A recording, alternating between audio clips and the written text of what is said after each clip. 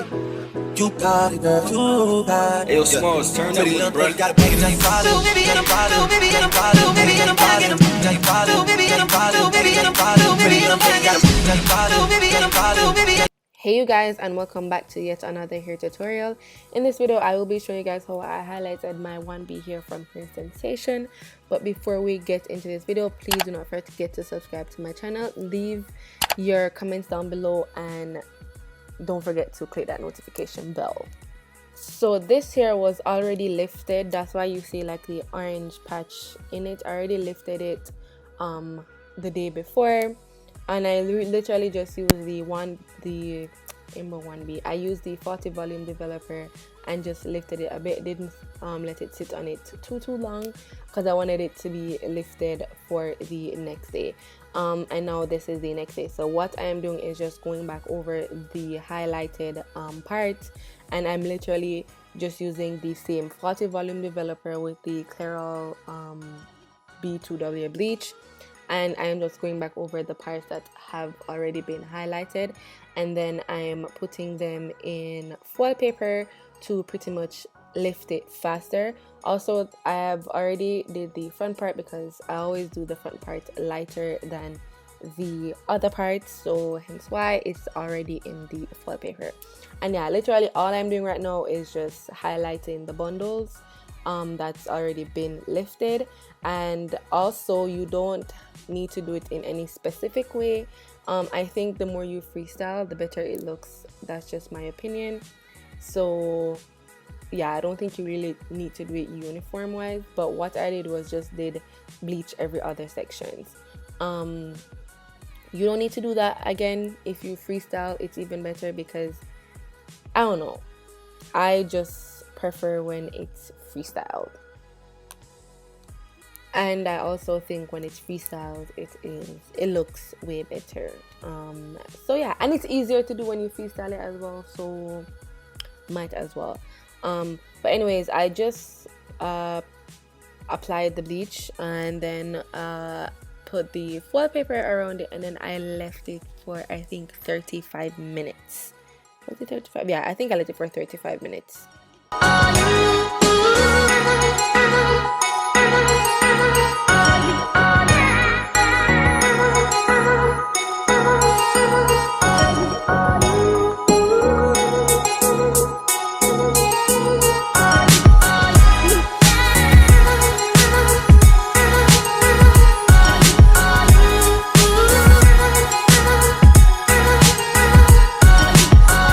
Also, for this part, I went back in for the front part just to go over and saturate the bleach a little bit more, because whenever the bleach dries up, then it tends to not process the hair. So I kind of went over it just to make sure it's not dried up, and if it is, just apply more. That way it will really lift the hair.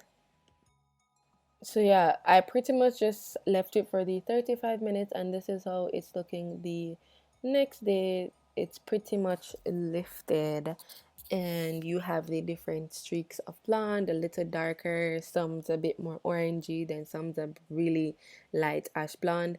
But no worries, I will be going in to tone everything. So for the toner, I use the Wella Charm, and I use the T18 2-box actually, and I use it with a 30 volume developer. Now how you're supposed to mix it, it's pretty much I think 2-to-1 ratio. So the full bottle of the toner, and then you use I fill the toner bottle 2 times with the developer and mixed it, so 2-to-1 ratio. That's what they meant.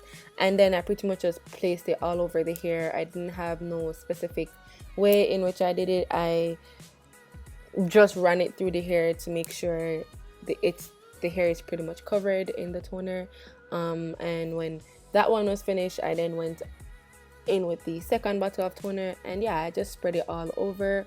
And it said to leave it for I think 30 minutes with a 20 volume developer, but because I use a 30 volume developer, I left it for 20 minutes. So if you're using a 20 volume developer, you are supposed to leave it for 30 minutes, but because I use a 30 volume developer, I pretty much just left it for 20 minutes.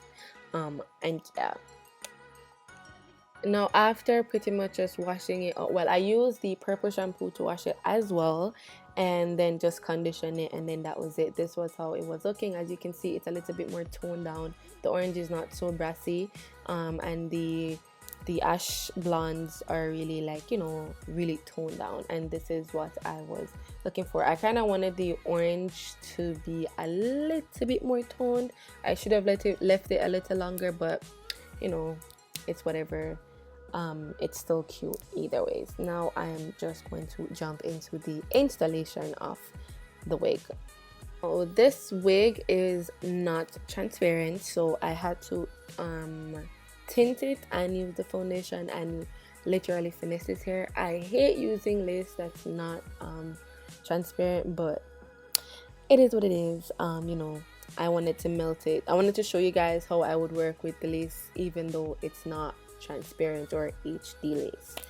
So what I'm doing right now is pretty much just tinting the hair with the tailor crowned hair tints, and I use the shade Almond for my skin tone. Then I went in with my foundation just to blend it a little bit more, and then sprayed it with the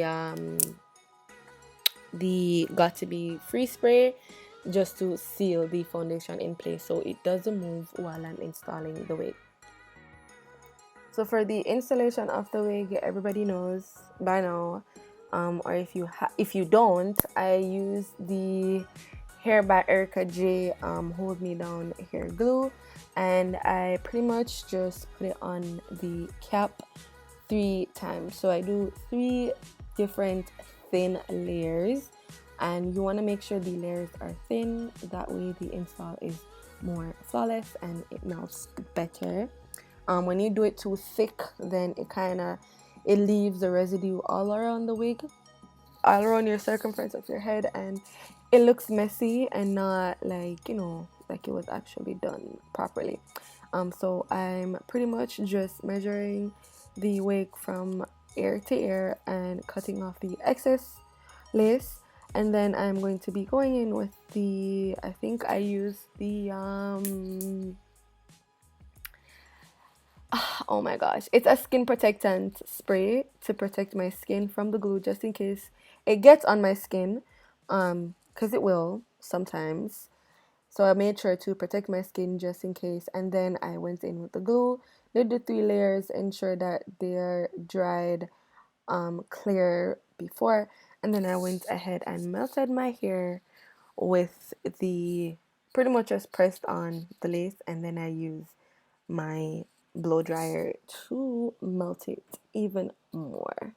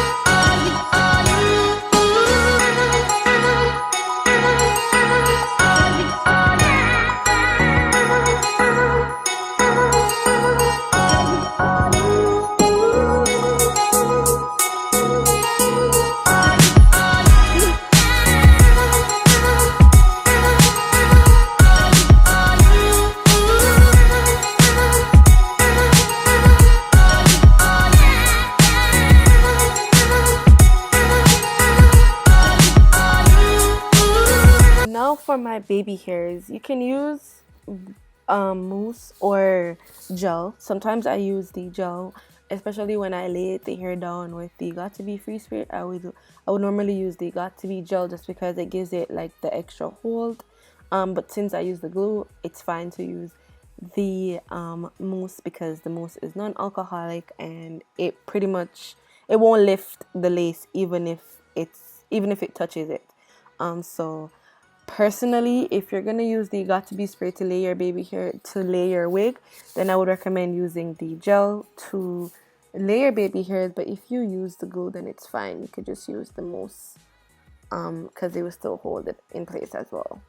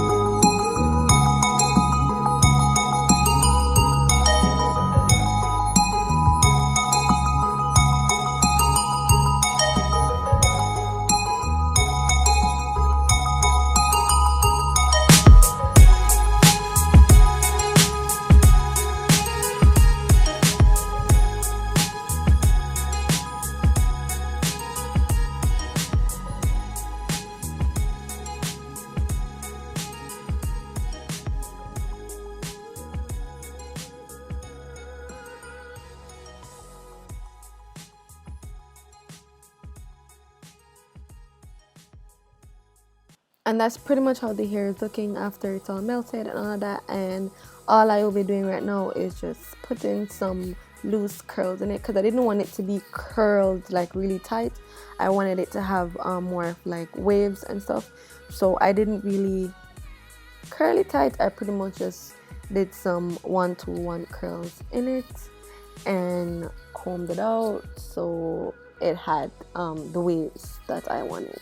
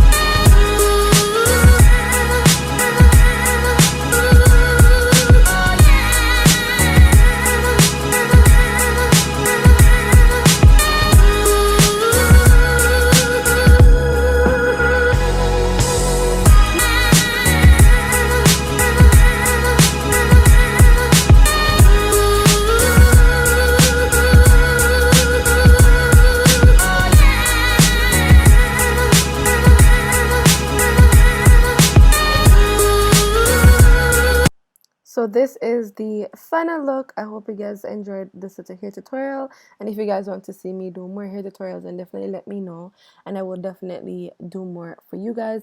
But for now, this is the end. Thank you guys for watching, and I hope to see you guys in the next one. Also, do not forget to subscribe, share this video, and leave all your comments down below. But yeah, I will see you guys in the next one.